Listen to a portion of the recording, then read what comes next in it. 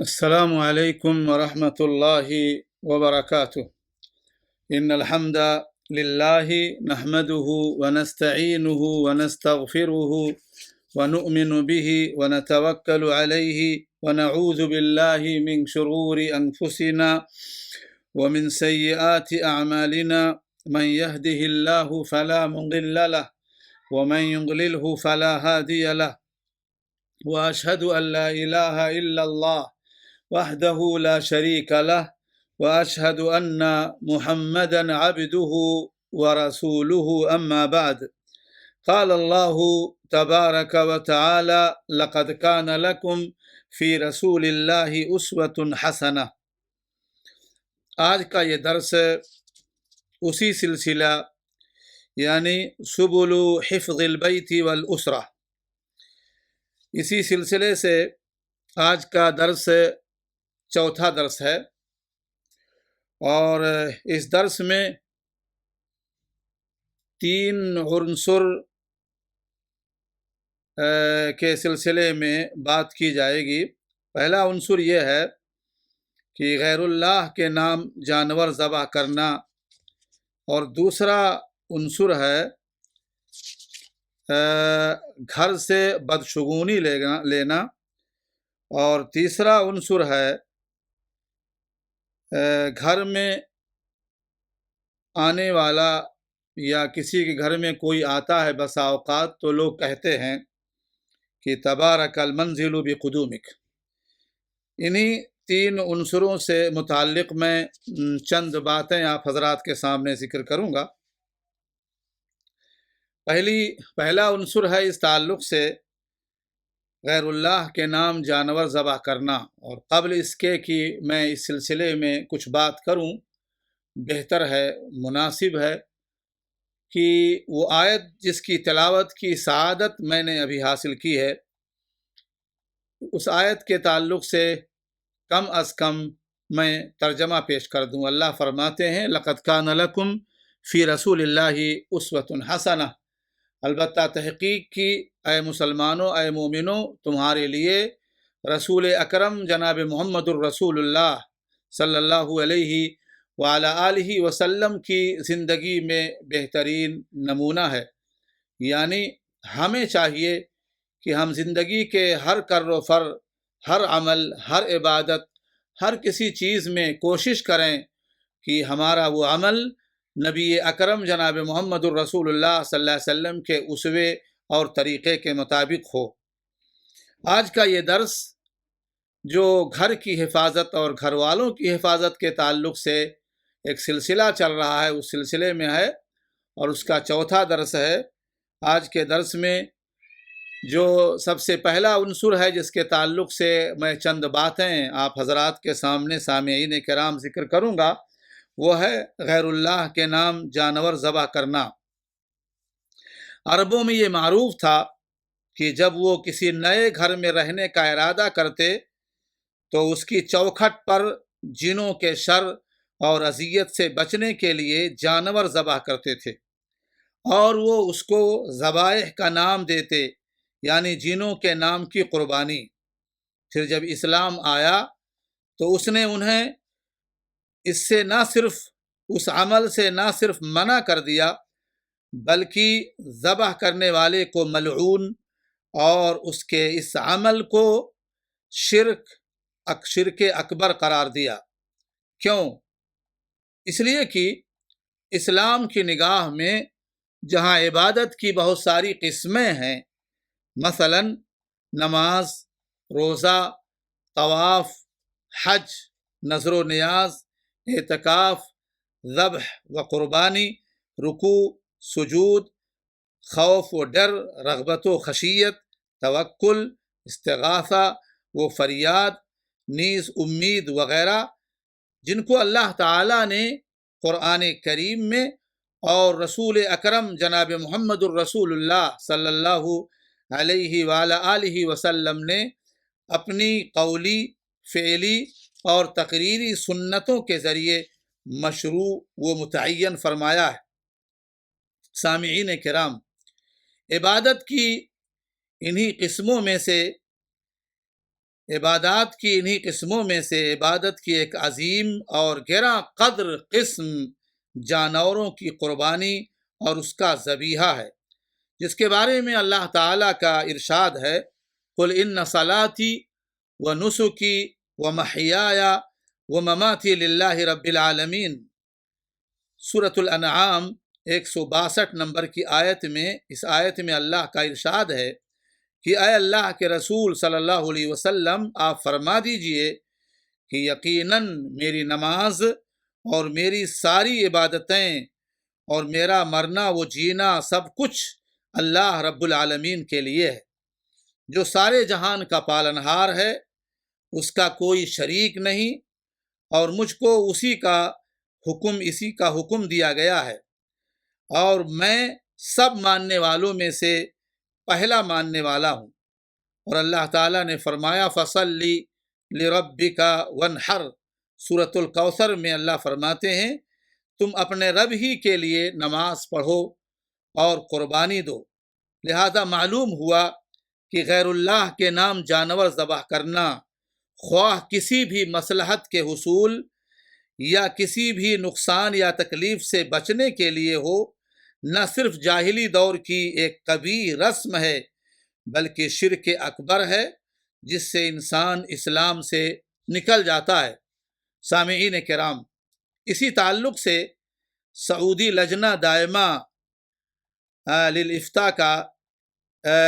ایک جواب ہمارے سامنے ہے۔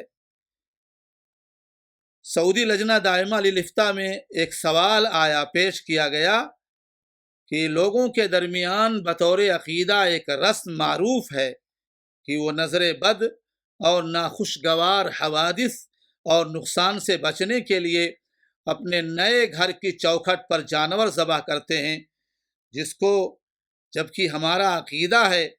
کہ ہمیں اللہ تعالیٰ کی تقدیر سے کوئی چیز دور نہیں کر سکتی،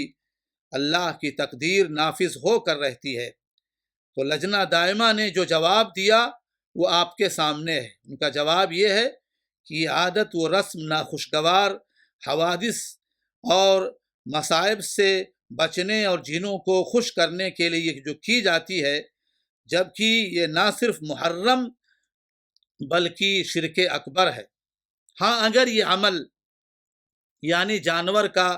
ذبح کرنا بجائے گھر کی چوکھٹ کے، گھر کے اندر کسی جگہ یا گھر کے باہر نئے پڑوسیوں، قرابت داروں اور دوستوں کے اکرام اور تعارف کے لیے ہو، تو یہ عمل باعث خیر و برکت اور شریعت کی نگاہ میں پسندیدہ ہے۔ اسی طریقے سے آج کے درس میں جو دوسرا عنصر ہے وہ یہ ہے کہ گھر سے بدشگونی لینا کیسا ہے۔ اس تعلق سے میں سب سے پہلے حضرت عبداللہ ابن عمر رضی اللہ تعالی عنہما کی ایک حدیث آپ حضرات کے سامنے ذکر کرتا ہوں۔ وہ کہتے ہیں کہ رسول اللہ صلی اللہ علیہ وسلم نے فرمایا الشؤم فی ثلاث الدار والمرأة والفرس، رواہ البخاری و مسلم، یعنی نحوست تین چیزوں میں ہوتی ہے، گھر میں، عورت میں اور گھوڑے میں، یعنی اکثر لوگ ان تین چیزوں سے دوسری چیزوں کے نسبت زیادہ بدشگونی لیتے ہیں۔ امام نووی رحمۃ اللہ علیہ جو ایک عظیم محدث اور فقیہ عالم گزرے ہیں، انہوں نے بیان کیا کہ علماء نے اس حدیث کے مفہوم و مطلب میں اختلاف کیا ہے۔ وہ بیان کرتے ہیں کہ امام مالک اور ایک طائفہ نے یہ حدیث کا کہنا ہے، ایک امام مالک اور ایک جماعت کا یہ کہنا ہے کہ یہ حدیث اپنے ظاہر پر ہے، یعنی کبھی گھر کو اللہ تعالی ہلاکت کا سبب بنا دیتا ہے، اسی طرح کبھی کسی عورت کو اور کبھی کسی گھوڑے کو، اور مطلب یہ ہے کبھی نحوست ان چیزوں میں ہو جاتی ہے۔ اور پھر کہتے ہیں کہ اور خطابی اور بہت سے علماء نے کہا ہے کہ یہ بطور استثناء کیا ہے، یعنی شگون لینا منع ہے، مگر جب کسی کو کسی کا گھر ہو اور وہ اس گھر میں کسی سبب سے رہنا پسند نہ کرے، یا کسی عورت سے صحبت مکروہ جانے، یا گھوڑے کو برا سمجھے۔ سامعین کرام، گھر کی نحوست یہ ہے کہ اس کا پڑوسی برا ہو، بد زبان اور بدخلق ہو، اور وہ گھر مسجد سے اتنا دور ہو کہ اذان تک سنائی نہ دیتی ہو۔ عورت کی نحوست یہ ہے کہ وہ صالحہ اور نیک نہ ہو، بچے جننے والیاں نہ ہو، اور گھوڑے کی نحوست یہ ہے کہ اس پر سوار ہونا جہاں مشکل ہو وہیں اس پر جہاد نہ کیا جا سکتا ہو۔ اور ایک روایت کے مطابق کہ من سعادتی ابن آدم المرأة الصالحہ والمسکن الصالح والمرکب الصالح، مجمع الزوائد، یعنی آدمی کی خوش بختی یہ ہے کہ اس کی بیوی نیک اور صالحہ ہو، اس کا گھر رہنے کے لائق یعنی کشادہ ہو اور اچھا بہتر ہو، سواری یعنی گھوڑا جو ہو خواہ وہ یا سیارہ آرام دہ اور قوی ہو۔ اس روایت کو امام احمد بن حنبل رحمۃ اللہ علیہ نے بھی اپنی مسند کے اندر ذکر کیا ہے، اور امام حیثمی رحمۃ اللہ علیہ کا فرمان ہے، کہتے ہیں کہ رجالہ رجال الصحیح۔ علامہ ابن عثیمین رحمۃ اللہ علیہ سے اس تعلق سے پوچھا گیا کہ ایک آدمی ایک گھر میں سکونت پذیر ہوا اور بیماریوں اور مصائب نے اسے گھیر لیا، جس کے سبب وہ اور اس کے گھر والے اس گھر سے متنفر ہو گئے اور بدشگونی لینے لگے۔ ایسی صورت میں وہ لوگ اس گھر کے تعلق سے کیا کریں؟ آیا ان کے لیے جائز ہے کہ وہ اس گھر کو بیچ دیں یا اس گھر کو چھوڑ دیں اور اس سے گھر سے کسی اور جگہ منتقل ہو جائیں؟ تو امام ابن عثیمین رحمۃ اللہ علیہ نے جو جواب دیا وہ جواب یہ ہے کہ اس گھر کے بیچ دینے اور اس گھر سے منتقل ہو کر دوسرے گھر میں منتقل ہو جانے میں کوئی حرج نہیں ہے۔ آج کے درس میں جو تیسرا عنصر ہے وہ یہ ہے کہ تبارک المنزل بقدومک، آپ کے گھر سے کہ آپ کے آنے سے گھر کے اندر برکت آ گئی، کچھ برکتیں نازل ہو گئیں، کچھ برکتیں پیدا ہو گئیں۔ سوال یہ ہے کہ برکت کسے کہتے ہیں؟ تو برکت کہتے ہیں کسی چیز کے استمرار اور کثرت کو، یعنی خیر کے استمرار اور کثرت کو برکت کہتے ہیں۔ اللہ تعالیٰ نے اپنی بعض مخلوقات میں کچھ نفع اور برکت رکھی ہے، اسی لیے احیاناً کبھی کبھی کہا اور سنا جاتا ہے کہ فلان مبارک او فیہ شیء من البرکہ، یعنی فلاں آدمی مبارک ہے یا فلاں آدمی میں کچھ برکت ہے۔ اب اگر کہنے والے کا مقصود یہ ہے کہ آپ کا آنا ہمارے لیے مبارک ثابت ہوتا ہے، مثلا صلہ رحمی کا ماحول پیدا ہوتا ہے، یا آپ کی پند و موعظت اور نصیحت سے جہالت جو تھوڑی بہت ہماری جہالت دور ہو جاتی ہے، تو کوئی حرج کی بات نہیں ہے۔ لیکن یاد رہے کہ لوگوں کی اکثریت کا مقصد بھی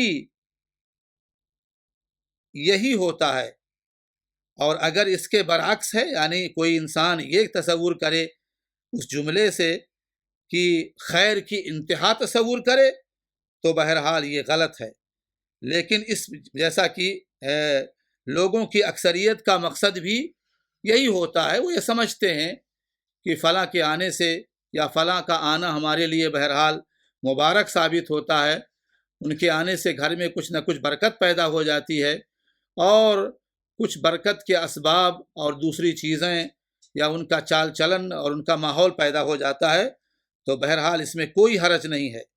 لیکن اگر اس قول سے مقصود مکمل طور پر خیر کا حصول ہو جانا ہو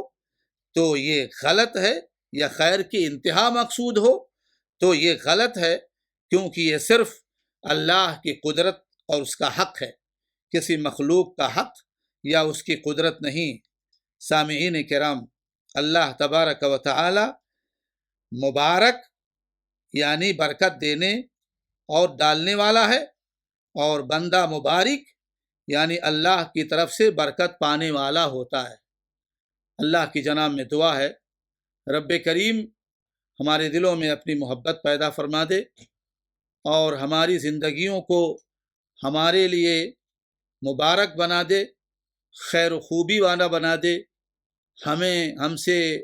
ہر وہ کام لے جس کام سے اللہ تعالیٰ راضی ہو جائے، اور ہمیں ہر اس کام سے دور کر دے جس سے اللہ تعالیٰ ناخوش ہو۔ وآخر دعوانا ان الحمد للہ رب العالمین۔ جزاکم اللہ خیرا وأحسن الجزاء۔ شکرا لکم۔